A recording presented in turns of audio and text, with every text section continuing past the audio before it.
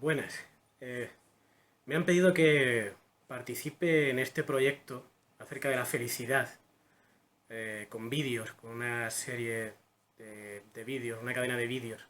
Y bueno, yo no soy muy amigo de grabarme a mí mismo diciendo cosas, porque bueno, luego las cosas se puede uno equivocar y se las lleva el viento y se interpretan de otra manera y llega a oídos de gente que no debería escucharlas. Pero bueno, en este caso, pues bueno, creo que el proyecto es interesante y creo que podía aportar algo. En fin, vosotros juzgaréis. Lo cierto es que el tópico del proyecto es la felicidad.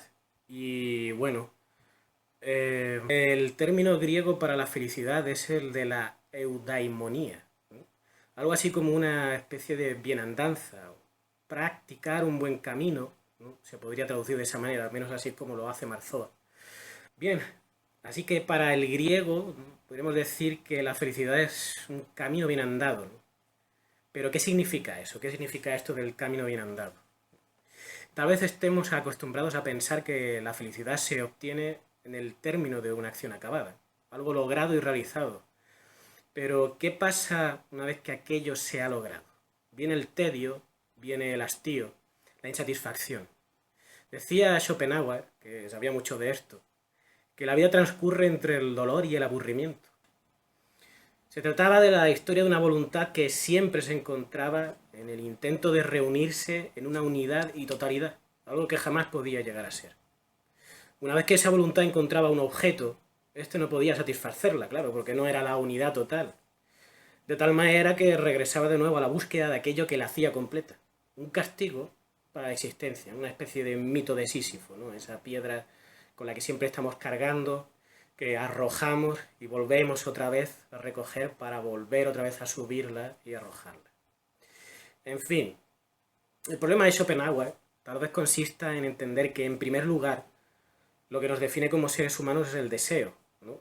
Parece que tiene una concepción muy fijada de lo que, si el ser humano es algo, es voluntad y deseo insatisfecho. Y en segundo lugar, que la felicidad solo puede conseguirse como término o consecución de la acción que nos lleve a adquirir ese objeto de deseo. Pero el deseo no completa la definición del humano. Es una mala herencia que nos ha dejado el psicoanálisis y las filosofías de la voluntad, ¿no?, al definirnos como ese deseo que nunca encuentra su objeto. Para el psicoanalista es aún peor, ya que el objeto del deseo es impuesto, es construido desde un exterior que nos codifica, nos hace desear elementos que nunca terminan por satisfacer esa corriente infinita del eros. El cine, la televisión, las novelas, por ejemplo, imponen una estructura al deseo, un objeto determinado y por ello un modo de comportamiento, un ethos. Se trabaja para conseguir dinero, de acuerdo. Eso es una actividad en función a la consecución de algo que no tiene que ver con la misma actividad. Uno no trabaja para trabajar. El fin de trabajar no se acaba en el trabajo mismo, sino que uno trabaja para conseguir dinero, ¿no? Se tiene dinero para poder vivir, lo que significa comida, vivienda, pagar deudas, pero una vez que el dinero ha cubierto las necesidades primarias, parece que se activa, como decía Ortega y Gasset, ese filósofo español tan olvidado, una segunda naturaleza humana, la de las actividades que tienen un fin en sí mismo. Las artes, el conocimiento, la pesca, el juego. ¿Para qué se juega? Si no se hace de manera lucrativa, se juega por el juego mismo, y nada más, y no hay nada más que decir. Estas actividades que guardan en sí mismas una finalidad son, según Aristóteles, las que nos pueden reportar la eudaimonía, la felicidad. Para Aristóteles la felicidad, la eudaimonía, es posible gracias a un hábito continuado, ¿no?, una acción vital, un modo de ser en una actividad, no solo el acabamiento de esa actividad. Y por supuesto la actividad debe ser realizada virtuosamente, en su excelencia, que el griego denominaba aquello arete, como lo haría el hombre que sabe qué hacer, el hombre prudente, ¿no?, el phronimos. Muy diferente a ese concepto de la felicidad del que ahora es el que ahora tenemos, ¿no?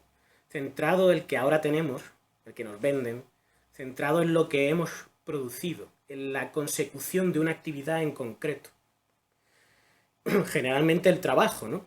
De manera que cuando ha terminado el trabajo somos meros consumidores de objetos barra felicidad, ¿no? Como si los objetos encerraran en sí mismos la felicidad.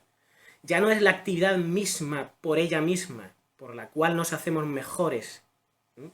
Aquello que realmente nos trae la felicidad, ¿no? Esa actividad por la cual nos hacemos mejores. Sino el simple hecho de tener por tener, acumular y consumir para llenar un vacío que, como el de la fracturada voluntad que describe Schopenhauer, no podemos llenar. El ocio, y aquí está el gran problema de nuestra época, el ocio se ha hecho mero entretenimiento y consumo de objetos felicidad. Ya lo tengo, puedo ser feliz, pero ¿ahora qué?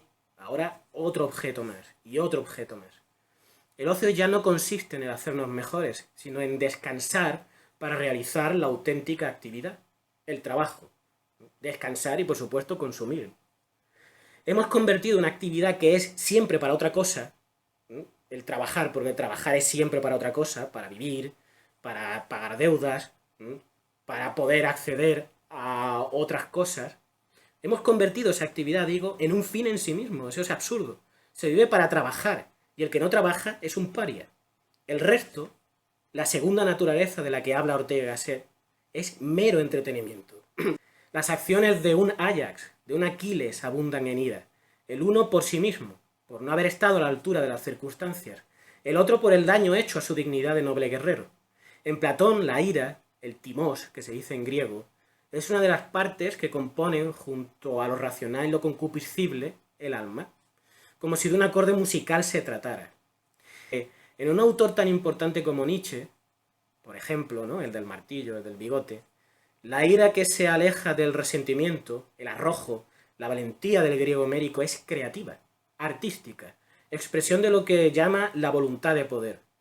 Una voluntad esta que no es como la de nuestro conocido Schopenhauer, ¿no? No es doliente ni nostálgica, no se tortura por desear lo que ni puede tener.